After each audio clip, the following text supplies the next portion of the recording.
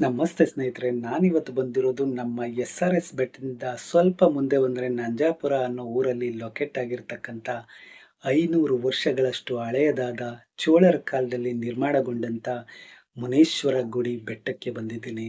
ಈ ಒಂದು ಬೆಟ್ಟ ಹತ್ತೋದು ಅಷ್ಟು ಈಸಿಯಾಗಿರಲ್ಲ. ಕೆಲವೊಂದು ಕಡೆ ಮಾತ್ರ ಮೆಟ್ಲುಗಳಿರುತ್ತೆ. ಇದನ್ನ ಯಾವುದೇ ಸಹಾಯ ಇಲ್ಲದೆ ಹತ್ತೋದೇ ಒಂದು ಚಾಲೆಂಜಿಂಗ್ ಆಗಿರುತ್ತೆ. ಈ ಒಂದು ದೇವಸ್ಥಾನದ ವಿಶೇಷ ಏನಪ್ಪಾ ಅಂತ ಹೇಳಿದ್ರೆ, ಇಲ್ಲಿ ನೀವು ಏನೇ ಬಂದು ಬೇಡಿಕೊಂಡ್ರು ಆಗುತ್ತಂತೆ. ಅಷ್ಟೊಂದು ಪವರ್‌ಫುಲ್ ಆದಂತ ದೇವರು ಇದಾಗಿರುತ್ತೆ. ಈ ಒಂದು ದೇವಸ್ಥಾನಕ್ಕೆ ಯಾವುದೇ ರೀತಿ ಬಾಗಿಲುಗಳಿರೋದಿಲ್ಲ. ಯಾಕಪ್ಪ ಅಂತ ಹೇಳಿದ್ರೆ, ಇಲ್ಲಿರ್ತಕ್ಕಂಥ ಮುನೇಶ್ವರ ಸ್ವಾಮಿ ಮತ್ತೆ ರೇವಣಸಿದ್ದೇಶ್ವರರು ಇಬ್ರು ಕೂಡ ಅಣ್ಣ-ತಮ್ಮಂದಿರಾಗಿರ್ತಾರಂತೆ. ಇಬ್ಬರ ಸಂಚಾರ ಸುಗಮವಾಗಿರ್ಲಿ ಅಂತೇಳಿ ಈ ಒಂದು ದೇವಸ್ಥಾನಕ್ಕೆ ಬಾಗಿಲುಗಳು ಇಲ್ಲ ಅಂತೇಳಿ ಇಲ್ಲಿನ ಸ್ಥಳೀಯರು ಹೇಳ್ತಾರೆ. ಮತ್ತೆ ದೇವಸ್ಥಾನ 200, 500 ವರ್ಷಗಳಷ್ಟು ಹಳೇದಾದ್ರೂ ಕೂಡ ನೋಡೋದಕ್ಕೆ ತುಂಬಾನೇ ಚೆನ್ನಾಗಿದೆ. ಆದ್ರೆ ಇದನ್ನ ಉಳಿಸ್ಕೊಳ್ಳುವಂತ ಕಾರ್ಯ ನಾವೆಲ್ಲ ಮಾಡ್ಬೇಕಾಗುತ್ತೆ. ಬೆಟ್ಟ ಸುತ್ತಮುತ್ತಲಿನ ಪರಿಸರ ತುಂಬಾನೇ ಸುಂದರವಾಗಿದೆ.